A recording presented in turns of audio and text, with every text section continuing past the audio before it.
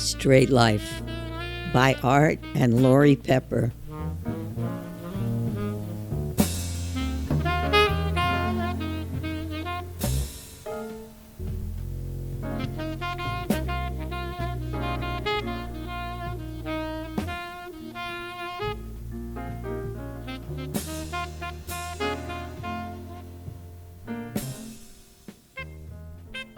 This is episode 7 of Straight Life. In the last episode, war was declared. It was 1941. Art is still just 17, and in this episode, he meets the love of his life, Patti. Here's Art's narrative. Because I was working so much playing music, my grandmother and I moved to Los Angeles so I could be closer to the jobs. And in 1941, we were living on 73rd Street between town and San Pedro, and I was going on and off to Fremont High School. I had no friends at Fremont. I went because I had to go. I might as well have been on a desert island. But one day in study hall, I looked around and saw a girl sitting at one of the desks.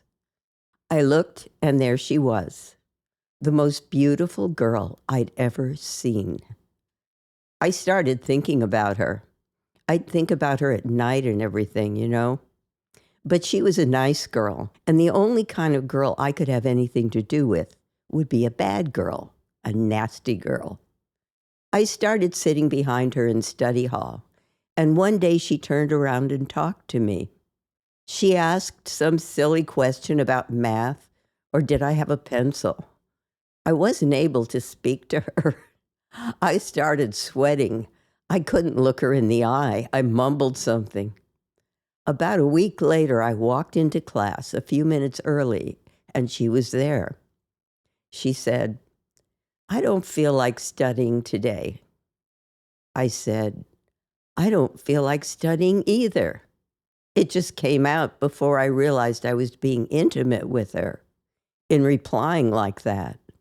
She said, "Why don't we leave and go someplace else?" We got up and walked out. We left the school. I kept looking at her, thinking how beautiful she was. And every now and then I'd brush my hand against her arm. Her teeth were white, they sparkled. Her eyes, the whites of them were almost a blue white. She had dimples in this real innocent face, a kind of bewildered look on her face all the time.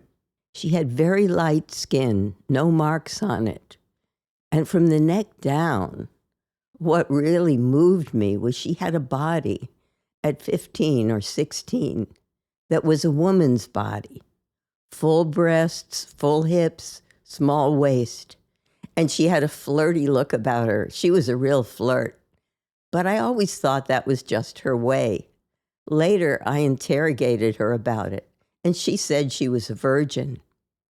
That really excited me. She had beautiful breasts and legs and skin and fingers and ears, and it was almost more than I could stand.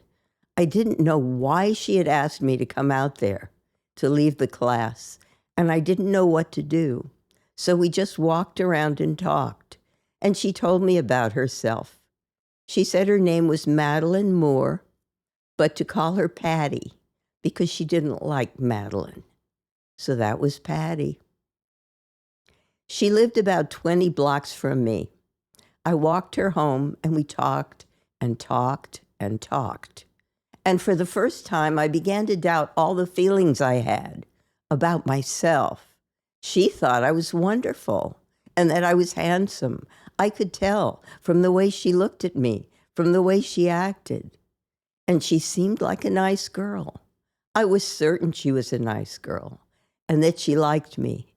And it was so different from the night before and what would happen tonight at the Ritz Club or the Club Alabama.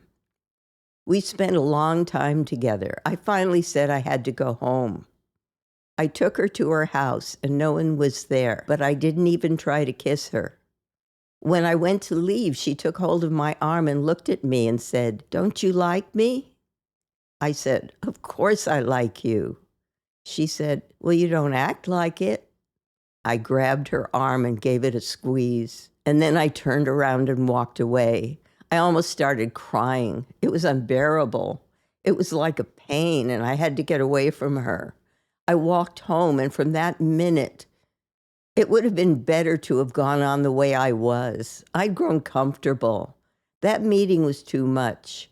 Now I knew no matter what happened, no matter what, I knew I had to have her.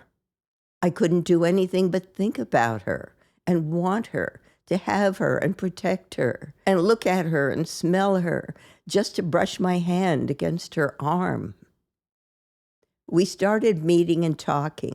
We ditched school a lot. We'd walk around. I didn't try to do anything sexually with her for a long time, but we kept seeing each other, and then I kissed her, and then we started messing around. Sometimes, if my grandmother wasn't home, we'd go over there. I'd borrow my cousin's car and go park, and we'd pet. I met her mother. Her mother had been married to a musician who treated her bad. I could see that was going to be a problem. I had to sneak around to see her because her mother was afraid of me. But I had fallen in love, and I think Patti had too. One day, her mother woke up with a pain in her stomach, and she died that evening. She had gangrene of the intestines. I think she had had several abortions, and probably those caused that. Patti was sent to Arizona to some relatives before she could contact me. She wrote and told me what had happened. I was miserable. Finally, she came to visit an aunt in Glendale. They were going to send her away again, and I couldn't stand that. We wanted to get married. Patti was 16, and I was 17. My dad thought we should hold off and see how we felt in a year or two, but to us, that seemed like a lifetime. I borrowed my cousin's car, and we went to Tijuana, to one of those places, and some guy married us. He called in his secretary and a guy from the street, and they witnessed the ceremony. "Do you take this woman to be your lawful wedded wife?" in broken English. And we were married. I wanted it all to be legal. I didn't want that love ruined by our living together without being married because at that time I was extremely moralistic. We came back with our little certificate, and there was nothing the families could do but okay it. My father was furious because he wanted to have us married in the house with my grandmother there. I was his only son, and he wanted to do it right. We had another ceremony to satisfy him, and then we rented an apartment down by Adams, above Figueroa. Before we went to Tijuana, we'd work each other into such a state, it was unbelievable. She kept asking me, telling me she wanted to do it. And once I tried, but it was a horrible, horrible scene. And then she started bleeding. So after we got married, it was agony trying to have intercourse without hurting her. But finally, I got through, and it was perfect from then on. As I look back, I see that all we had was sex, that beauty, and we made love continuously. I remember once we made love 11 times in one day, and I came all those times. For a while, before we got the apartment, we stayed with my grandmother. We'd wait until she left the house, and the minute she was gone, we'd take our clothes off and start making love. We'd do it in the front room so we could look out the window and watch for her. When she was home, we weren't able to contain ourselves, so we'd go out to the old garage in the back, which was filled with stuff. There was a place at the top where there were 2 mattresses on the beams we could climb up onto. Patti would wear a cotton house dress with nothing on underneath, and we'd go make love by the hour. Sometimes my grandmother would come calling us, and we'd stop and hold on to each other and not breathe and be giggling up there. I'd finally found someone who loved me.